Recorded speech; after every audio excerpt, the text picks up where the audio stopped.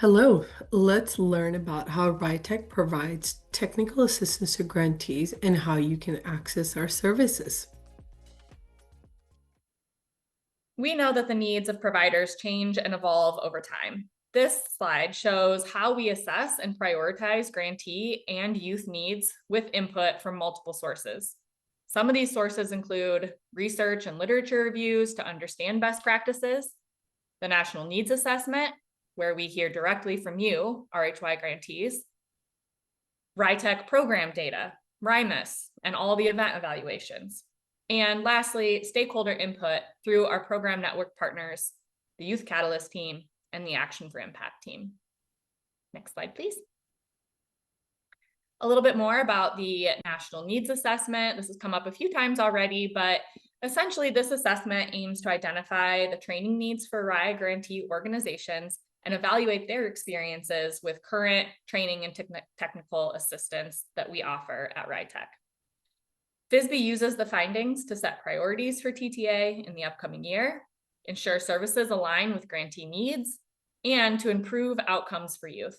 This process leads the development of new and adapted resources for RHY grantee organizations. Next slide, please. All right, a little bit more about delivery. Many of you have already accessed TTA, and we're so glad to hear from you. But this chart shows kind of the life cycle of TTA. So first, a request is initiated via phone, email, our website form, or maybe even during a virtual or in-person event. Requests are then triaged by staff and answered immediately, and then referred to either an online resource or forwarded to someone on our team with the most appropriate expertise.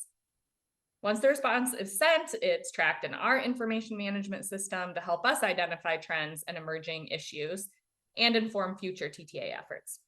It's important to note that higher need requests, those requiring maybe several hours of individualized assistance, will be prioritized for more intensive TA. This often is the result of peer monitoring or maybe a monthly grantee contact with an FPO and direct requests from grantees themselves. TA managers will then create an individualized TA plan in partnership with the organization to include clear goals and identify resources to support program and system improvement. Next slide, please. Okay, Harpreet mentioned this a little bit earlier, but in regards to our language access guide, we are committed to providing effective communication and enhancing language access by providing clear instructions for utilizing translation services. This language access guide focuses on two key tools. First, Wordly for virtual meetings, offering setup, step-by-step guidance to access and use Wordly's translation during online meetings and events. Second, Google Translate for websites and emails. You can enable Google translations as you browse the web to translate content. This is free to all users and can be used to translate the RHYTTAC website, the e-learning platform, as well as emails from the RHYTTAC team, including the bi-monthly RHYTTAC Roundup. Next slide, please. Okay, mentioned this a bit ago, but here is a list of the specific ways that you can access services and resources that we have available at RHYTTAC. There's online articles available on our website. That's where you can register for events. You can participate in RHYTTAC's e-learning and community of practice. There's a direct link to the TTA form there. There's also our email address, which is info@rhyttac.net. You can even just contact your person, your point of contact on our team directly, or you can call us. So many options. Next slide, please. And lastly, we wanted to just show you a few of the examples of potential TA topics, just to get you thinking about what is it that we could actually engage in conversation around.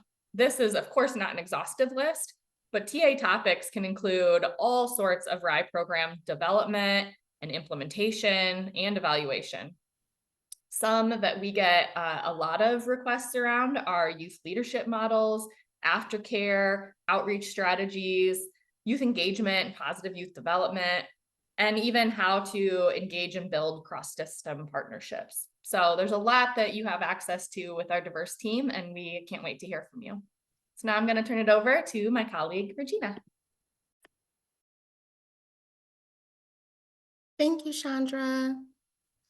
Um, yes, so I get the exciting role to talk about our online resources. And so, in addition to the training and technical support, that we also have online resources that are available 24/7 for you. Chandra did talk about some of those, she touched the surface, but some of those resources are web based learning opportunities, articles, resources, research tip sheets, toolkits, videos, and just a wealth of resources available all on our RHYTTAC website. Those are on the website, www.rhytec.net.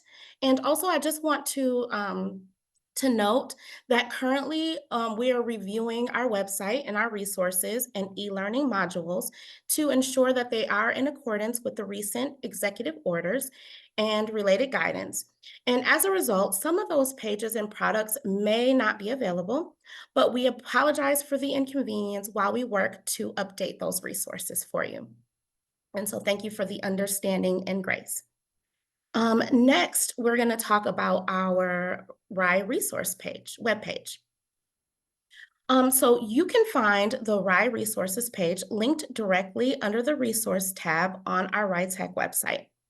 Like Sandra mentioned, there are a lot of rich